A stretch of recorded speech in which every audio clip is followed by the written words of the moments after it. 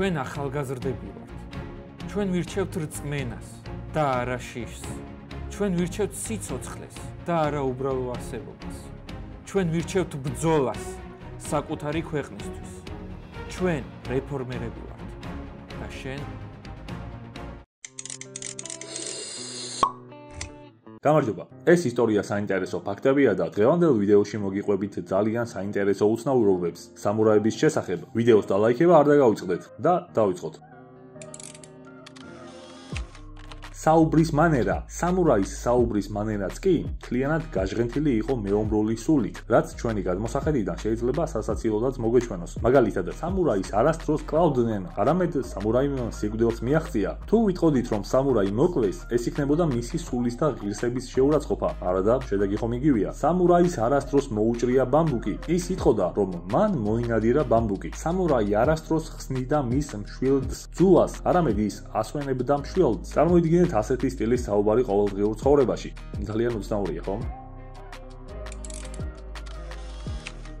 ხარაკირი რიტუალურ თვითმკვლელობას მუცლის გაფათვით ეწოდება ხარაკირი. იგი განმტკიცდა ჰეიანის ეპოქაში, მე-12 საუკუნეებში. თავიდან მას მხოლოდ სამურაები აკეთებდნენ. სიტყვა ხარაკირს უცხოელებისთვის ირონიის ხასიათი უფრო აქვს. იაპონელები კი სეპუკუს ან კაპუკუს უწოდებენ. ხარა სიტყვასიტყვით ნიშნავს მუცელს, სტომაქს, გადატანითი მნიშვნელობით კი აღნიშნავს სულს, გონებას, ხასიათს, მიზანს, დაფარულ აზრებს, თითქმის ყველაფერს, რაც დასავლეთში უკავშირდება მცნება გულს. სეპუკუ პირდაპირ აღნიშნავს მუცლის გაფათვას. თუ ხარაკირი ინიშნებოდა როგორც სასჯელი, მაშინ ამბობდნენ, რომ დამნაშავემ შეიგნო დანაშაული. ეს გამოიხატებოდა სიტყვებით: "ცუდად მოვიქეცი, რცხვენია სინდისის წინაშე და საკუთარი ხელით ვიჟი თავს." ხანდახან უდანაშაულო ადამიანებიც აკეთებდნენ ხარაკირს, რაც ნიშნავდა: "უდანაშაულო ვარ, მაგრამ მინდა გაჩვენოთ ჩემი სული, რათა თვითონ განსაჯოთ." სამურაისთვის ბრძოლაში დაცემა და სეპუკუ ერთნაირი გმირობა იყო. ასევე ხარაკირს აკეთებდნენ ბატონის სიკვდილის შემდეგაც, მიუხედავად იმისა, რომ ეს ადათი იაპონიაში 1663 წელს აიკრძალა,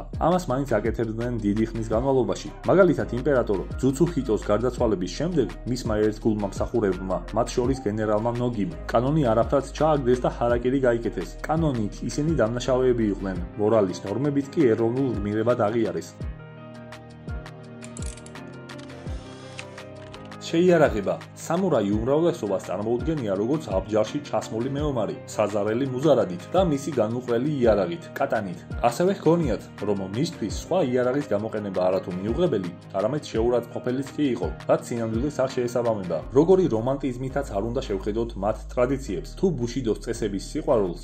სამურაები პირველ რიგში მეომრები იყვნენ. მათი მთავარი ფუნქცია მტრის განადგურება იყო, ხოლო იარაღი მიზნით მიღწევის საშუალება, შვილდოსნობა და შუბის ოსტატურად გამოყენება სამურაებს შორის ისეთივე პატივით სარგებლობდა, როგორც ხმლის ფლობა. ასევე მითია ისიც, რომ სამურაი ცეცხლსასროლ იარაღს არ იყენებდა. ცეცხლსასროლ იარაღი იაპონიაში ჯერ კიდევ 1260 წლიდან შევიდა. წარმოიდგინეთ, მე-13 საუკუნეში, ხოლო სენგოკუს პერიოდში 1467-დან 1600 წლამდე უკვე ძალიან ფართოდ გამოიყენებოდა. მაგალითად, ერთ-ერთმა ყველაზე ცნობილმა სამურაიმ ოდა ნაბუნაგამ 500 მუშკეტი შეუყვეთა თავისი მებრძოლებისთვის.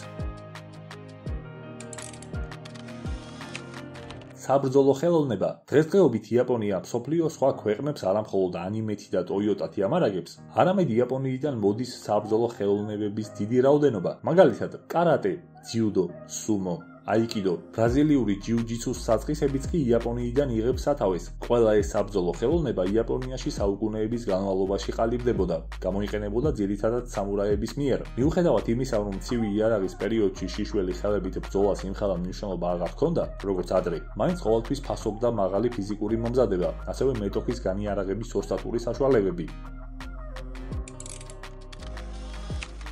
უკანასკნელი სამურაი. იაპონიაში მეიჯის ეპოქაში დასავლური ქვეყნების გავლენა ძალიან გაიზარდა. ამის გამო იაპონიის ხელისუფლებამ გაატარა კანონები, რომლებიც მეიჯის რეფორმების სახელითაა ცნობილი. ამ რეფორმებმა სამურაებს დიდი დისკომფორტი შეუქმნა, შეილახა მათი უფლებები, რამაც ბუნებრივია გააღიზიანა ისინი. სამურაები საზოგადოებრივი ფენის ერთ-ერთ უმაღლეს საფეხურზე იმყოფებოდნენ. რეფორმები კი მათ სტატუსს ემუქრებოდა. მე-19 საუკუნის 70-იან წლებში დაიწყო სამურაების ანტისამთავრობო გამოსვლები. მათი მოთხოვნა რეფორმები პრობლემების გაუქმება და მათი ძველი მდგომარეობის აღდგენა იყო. ყველაზე მეტად სამხედრო რეფორმამ შეუშალა ხელი, რადგან იარაღის ტარებას უკრძალავდა და მათი ისტორიული პრივილეგიების შენარჩუნებას უქმნიდა საფრთხეს. ამის გამო 1877 წელს დაიწყო შეიარაღებული ამბოხი, ცნობილი როგორც შაცუმოს ომი, სამურაებსა და იაპონიის მთავრობას შორის. ომი რამდენიმე თვეს გაგრძელდა, რადგან სამთავრობო ჯარი შეიარაღებული იყო დასავლური თანამედროვე იარაღით და გაწვრთნილი გახლდათ უცხოელი ოფიცრების მიერ. სამურაების ჯარი დამარცხდა. სამურაების ომში დამარცხებასთან ერთად დასრულდა მათი ეპოქაც. ამის შემდეგ იაპონიაში ძველი კანონების აღდგენაზე თითქმის აღარ ჰქონიათ პრეტენზია. ამ ომზე 2003 წელს გადაიღეს ძალიან კარგი ფილმი უკანასკნელი სამურაი, რომელსაც რეკომენდაციას გაუწევდი. თუ არ გაქვთ ნანახი, აუცილებლად ნახეთ. თავის შეგროვება. დამარცხებული მოწინააღმდეგეების თავების მოკვეთა და მათი შეგროვება ჩვეულებრივი ყოველდღიურობა გაახლდათ სამურაების კულტურაში. სამურაი ზოგადად ბრძოლაში შეგროვებული თავების რაოდენობის შესაბამისად ჯილდოვდებოდა. მეტი თავი ნიშნავდა სამურაის პრესტიჟს და დიდებას სხვა სამურაების თუ ოფიცრების თვალში. ომის ღმერთი. სამურაები თაყვანს სცემდნენ იაპონიის ომის ღმერთს, ჰაჩიმანს. მიუხედავად იმისა, რომ ჰაჩიმანს ხშირად ომის ღმერთად მოიხსენიებენ, უფრო კონკრეტულად იქნება როგორც მეომრების მეურვეობის ღმერთი. სახელი ჰაჩიმანი ნიშნავს 8 ბანერის ღმერთს, რაც გულისხმობს ზეციურ ბანერებს, რომლებიც ღვთიური იმპერატორის ოჯინის დაბადებას ასახავს. მისი სიმბოლური ცხოველი და მაცნი არის მტრედი. იაპონიაში შუა საუკუნეებიდან მოყოლებული ჰაჩიმანის თაყვანისცემა მთელ იაპონიაში ვრცელდებოდა, არა მხოლოდ სამურაებში, არამედ გლეხებში. მისი პოპულარობა იმდენად დიდი იყო, რომ ამჟამად იაპონიაში 2500 შინტოს სალოცავია ჰაჩიმანის ადრინდ მიძღვნილი. ბუშიდო.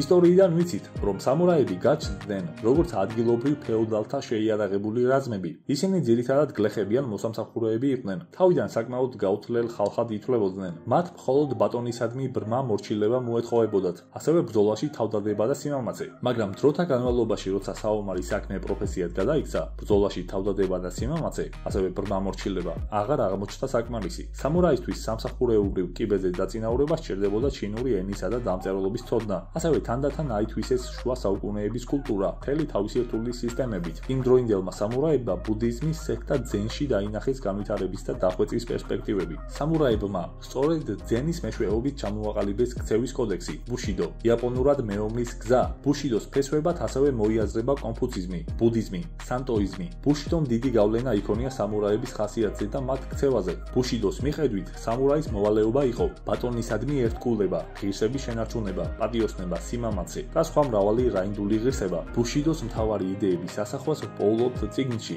ჰაგაკურე, რომლის სახელწოდება სიტყვასიტყვით ნიშნავს ფოთლებქვეშ დამალულს. ფოთლებქვეშ დამალული დაგებული იყო როგორც ხილვა, რომელიც ხელეწიფებოდათ მხოლოდ მათ, ვისაც შეეძლო მოძღვრების საიდუმლო აზრს ჩასწვდომოდა. როგორც მეორე მსოფლიო ომის წინ იაპონელი მწერალი კან კიკური ამტკიცებდა, ადრინდელი ბუშიდო იყო მეომრის გზა, ახლა კი ერის გზად გადაიქცაო.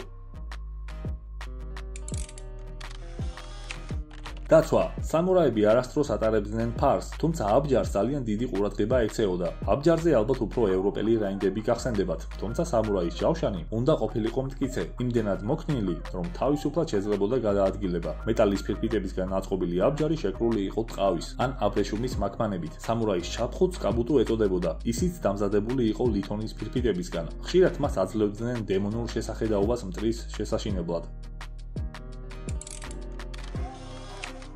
ქალი სამურაი. იაპონიის ისტორიაში გვხვდება მდედრობითი სქესის მეომრებიც, ძალიან იშვიათად, მაგრამ ფაქტები არსებობს. სამურაი ქალები მოიხსენიებოდნენ როგორც ონა ბუგეიშა. ისინი ებრძოდნენ მამაკაცი სამურაების გვერდით. ონა ბუგეიშას მთავარი იარაღი იყო ნაგინატა, შუბი, ხმალის მსგავსი პირებით, რომელიც შედარებით მსუბუქი გაახლდათ სხვა იარაღებთან შედარებით. აღსანიშნავია, რომ 1580 წლის სენბონ მაცუბარუს ბრძოლის ადგილზე ჩატარებულმა არქეოლოგიურმა გათხრებმა აჩვენა ნაპოვნი ასხუთის სხეულიდან 35 ქალი გახლდათ. და დღეისათვის სულ ეს იყო. მე პირადად ძალიან მომეწონა ეს ვიდეო. მგონი საკმაოდ ინფორმაციული გამოდგა. თქვენც თუ მოგეწონათ და ლაიქება არ დაგავიწყდეთ. შევხვდებით შემდეგ ვიდეოში.